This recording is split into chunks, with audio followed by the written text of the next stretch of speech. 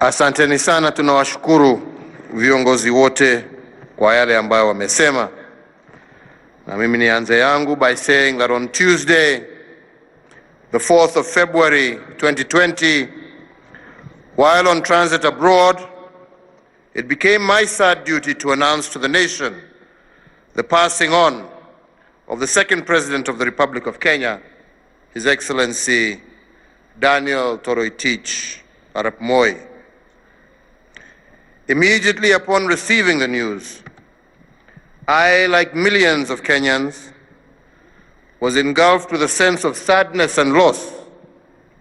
And with a heavy heart, we closed our eyes and said a prayer of thanks to the Almighty God for the life of President Moi. A prayer for peace and comfort for his family, for his friends, our nation, and our continent, for he was indeed truly a legendary son of Kenya and Africa. Today, once again, on behalf of a nation in grief, I extend our heartfelt gratitude to all the visiting heads of state and government, former heads of state and government, heads of delegations, and other distinguished guests who have joined us today for this national memorial service, and also to the many, many more people who have sent their messages of condolence.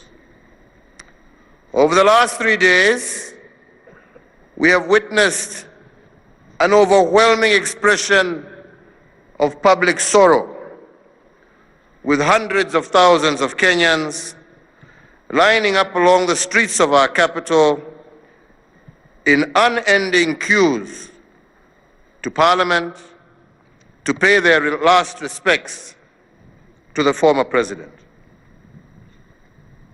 Fellow Kenyans, the democratic narrative of our long march to nationhood must be told and retold for generations to come.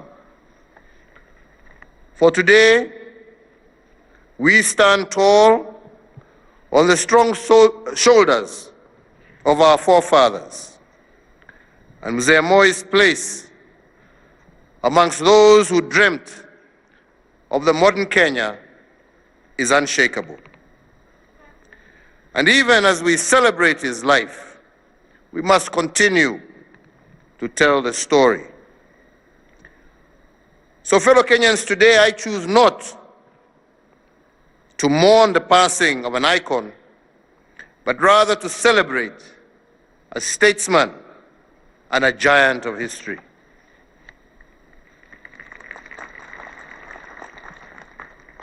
President Moi's life, a full life, chronicled as 96 years, made him one of the few Kenyans whose life journey closely mirrors all the stages of our nation. We celebrate the remarkable journey of faith and hope that began in a sleepy village in Kabartonjo. And the story must be told of a rugged, barefooted orphan boy knocking on the door of missionaries in search of help and enlightenment at a time when illiteracy had a firm grip on our people and education was often considered foreign and unwelcome. The young Daniel Moi, now educated and with a wealth of opportunities available to him, but true to the spirits of public service and commitment to helping others achieve their full potential, he chose to become a teacher.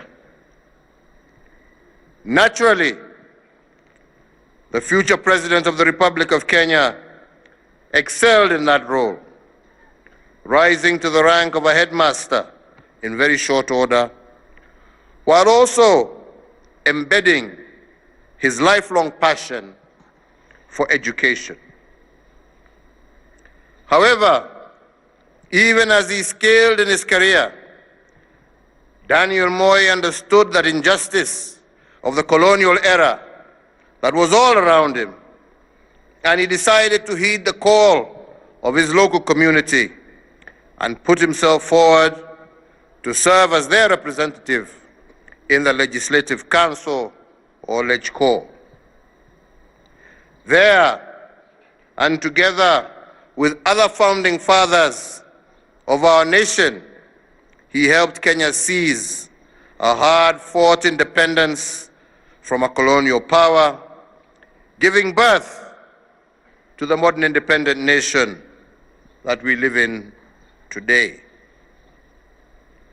The story must also be told of an astute politician known for his seemingly prophetic ability to predict future political trends.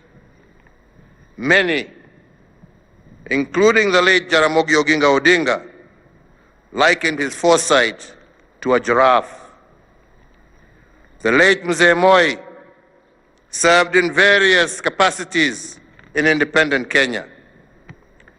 He had the rare honor to serve his motherland as a member of parliament, a cabinet minister, the vice president, and finally, as the president of the Republic of Kenya for 24 years, 4 months, and 8 days.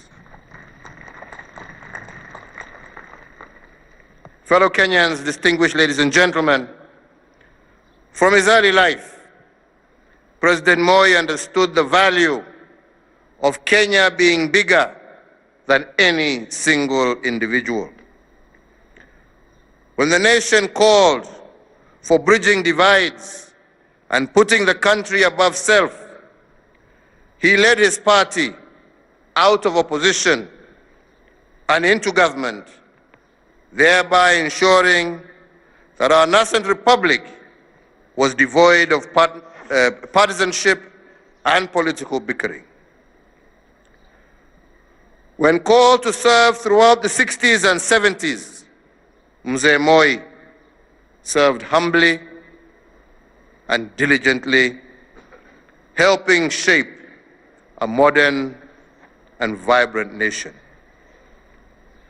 Following the death of the first president of the Republic of Kenya, the late Mzee Uhuru Kenyatta, President Moi stepped into the apex of leadership in 1978 and immediately brought calm and confidence to a nation that was reeling in shock following the unexpected death of our first Kenyan head of state. The story must be told of the man who, on assuming this high office as the second president of the Republic, Mzee Moi adopted a governance style and mantra that perfectly resonated with the needs and aspirations of his fellow citizens. When Kenyans spoke in 2002, he chose to abide by their wishes, and he led his party into the opposition. He consistently reminded us that opposition was not an enemy to the nation, but rather an alternative government in waiting and must be loyal to the country, always promoting ideas and strategies to enhance peace, love, and unity for our people. The love for his country and his commitment to uniting Kenyans informed his Nyayo philosophy of peace, love, and unity, which became the rallying call for our nation, expressing our desire to be a cohesive nation of diverse communities brought together by our shared values and aspirations. The Nyayo philosophy was inspired by the recognition that the quest to transform the lives of our people is a journey that cannot be undertaken by a single generation or administration. It is a journey underpinned by the knowledge that nation building is a continuous endeavor undertaken brick by brick, generation by generation, and administration by administration. Under President Moi, great strides were made with regard to education, women's empowerment, and transformation of the civil service, as well as the deepening of our unity, prosperity, and place of esteem within the community of nations. We celebrate Mzee Moi for the transformation in the education sector through the 844 system of education, which we have recently re-energized under the competence-based curriculum. We remember him for the Nyayo Free Milk Program, which was the precursor to our current school feeding programs. The establishment of countless girls' schools at a time when the prevailing culture was firmly against education of the girl child. The active promotion of the place of women in leadership, in politics, in business, the civil service, amongst many other progressive initiatives. Fellow Kenyans, many of us often wonder what is in a color. When President Moi was called upon to choose a presidential standard, he settled for one in green that we see before us. This singular act inspired his conquests in conservation. His environmental credentials are indeed second to none. The iconic memories of Moi building countless gabions, stone by stone, driving an aggressive reforestation program of our nation by spearheading tree planting campaigns, signaling our nation's steadfast and unshakable anti-poaching stance by burning millions of dollars of ivory. These memories, imprinted in our hearts, will live with us forever. Fellow Kenyans, on some of the darkest days in our country's history, President Moi's resolute strength calmed the nation. There was perhaps, again, no greater evidence of this than on the 8th of August 1998, when President Moi stood on the still smoldering ruins of the US Embassy, reassuring the nation that we were safe and the perpetrators of that heinous and cowardly act would be brought to justice. On that day, he did the unprecedented and drove to the scene of the attack in the company of the then luminaries of the opposition parties, and they stood together for Kenya. President Moi's vision for Kenya, I believe, inspires us to continue to work tirelessly to harness that which elevates all of us as a people to greater heights of unity, prosperity, and democracy. Indeed, the Nyayo philosophy of peace, love, and unity not only inspires us, but finds wings in the process of validation and eventually in the implementation of our Building Bridges initiative. We are also building on his monumental achievements across the full spectrum of our social, political, economic, and cultural spectrum, ensuring that Mzee Moi will gaze down on us from his place of deserved rest in heaven with affirmation and pride. The unity that President Moi pursued transcended boundaries. It was not only unity between brothers and sisters within our borders, but also unity of the brothers and sisters that form our East African community and the greater continent of Africa. President Moi recognized that the path to prosperity for individual African states lay in promoting inter-Africa trade, integration, and building bridges between our communities and nations that recognize that we have far more in common than we do have as differences.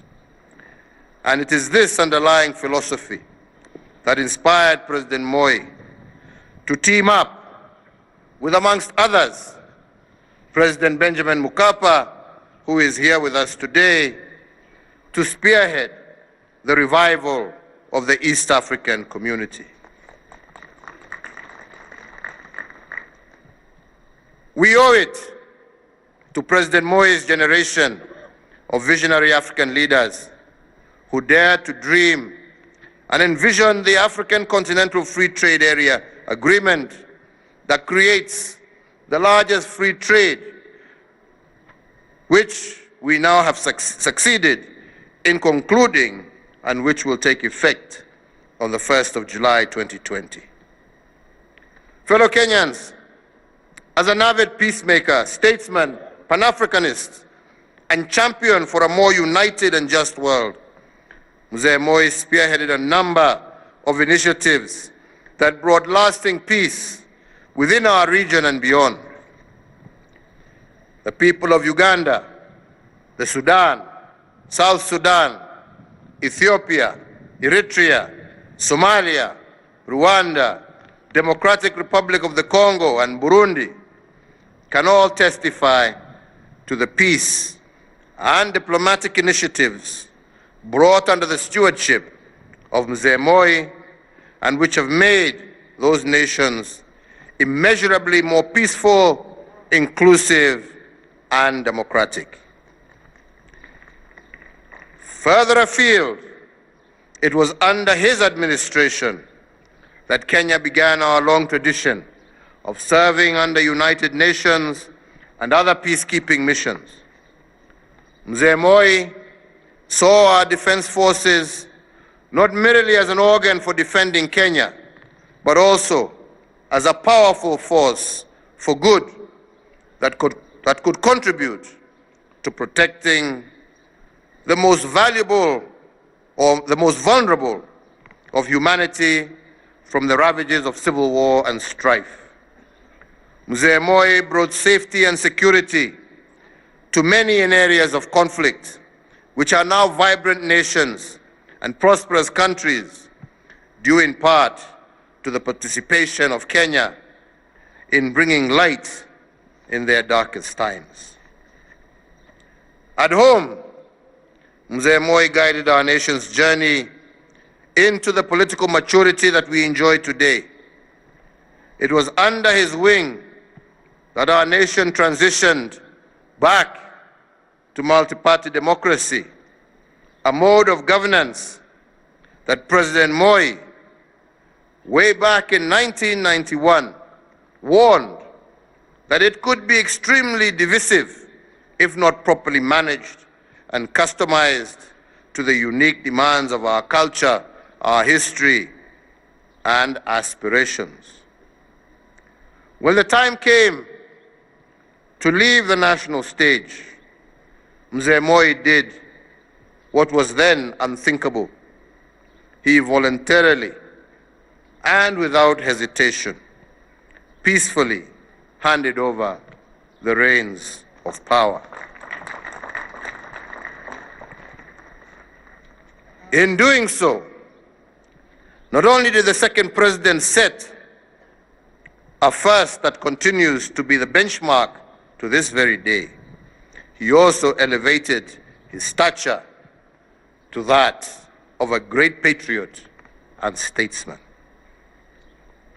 Kenya was and is undoubtedly better for having had Mzee Daniel Toroitich Arap Moi as her son, her servant, her leader, and her role model. We should all learn from his inspiring journey and the chronicles of his life. Mzee Moi will be laid to rest, but he will continue to live on in each and every one of us. Indeed, we come not so much to mourn the passing of a man, but to celebrate the life of a giant of history. As we pay our last respects and prepare to lay Mzee Moi to a well-deserved rest, we hold in our thoughts and prayers his family, his friends, and loved ones. In this solemn moment, let us all take comfort in the fact that President Daniel Toroitich Arap Moi leaves behind a towering legacy of good that will transcend the generations. We are comforted by the memory held so dear by this gallant son of Kenya. We find comfort that peace is one of the very foundations of family, community, and nationhood here in Kenya. And today, let that peace that surpasses all understanding attend our way. May God rest the soul of this great son of Kenya in eternal peace. May God bless Kenya. May God bless Africa. Asanteni sana.